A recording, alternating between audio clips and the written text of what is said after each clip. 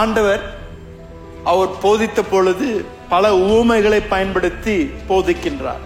கூடி வந்த மக்களுக்கு ஆண்டவருடைய ராஜ்யத்தின் சத்தியங்களை புரிந்து கொள்ளும் விதமாக பல உவமைகளை பயன்படுத்தி ஜனங்களுக்கு போதிக்கின்றார். மத்தேயு 13ஆம் அதிகாரத்துல 35வது வசனத்துல மத்தேயு அதை குறித்து எழுதுகின்றார்.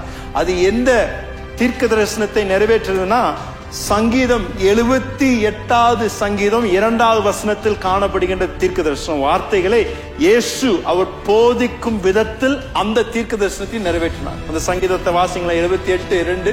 என் வாயை ஊமைகளால் திறப்பேன், பூர்வ காலத்து மறைபொருள்களை வெளிப்படுத்துவேன். இயேசு எப்படி போதிப்பார் என்றும் தீர்க்க தரிசனமாக உரைக்கப்பட்டது, அதையும் நிறைவேற்றினார். மத்தேயு 12ஆம் அதிகாரத்துல 14ஆம் வசனத்திலிருந்து 21ஆம் வசனம் வரைக்கும் இயேசு எப்படி ஊழியத்தை செய்வார் என்றும் தீர்க்க தரிசனமாக ஏசாயா தீர்க்கதரிசி 42ஆம் அதிகாரத்தில் 1ஆம் வசனத்திலிருந்து 4ஆம் வசனம் வரைக்கும் இயேசு எப்படி ஊழியத்தை செய்வார் என்று தீர்க்க தரிசனமாக ஏசாயா தீர்க்கதரிசி உரைக்கின்றார்.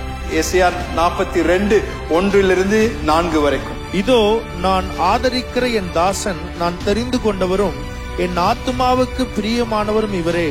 என் ஆவியை அவர் மேல் அமர பண்ணினேன். அவர் புறஜாதிகளுக்கு நியாயத்தை வெளிப்படுத்துவார். அவர் கூக்குரலிடவும் மாட்டார், தம்முடைய சத்தத்தை உயர்த்தவும் அதை வீதியிலே கேட்க பண்ணவும் மாட்டார். அவர் நெறிந்த நாளை முறியாமலும் மங்கி எரிகிற திரியை அணையாமலும் நியாயத்தை உண்மையாய் வெளிப்படுத்துவார்.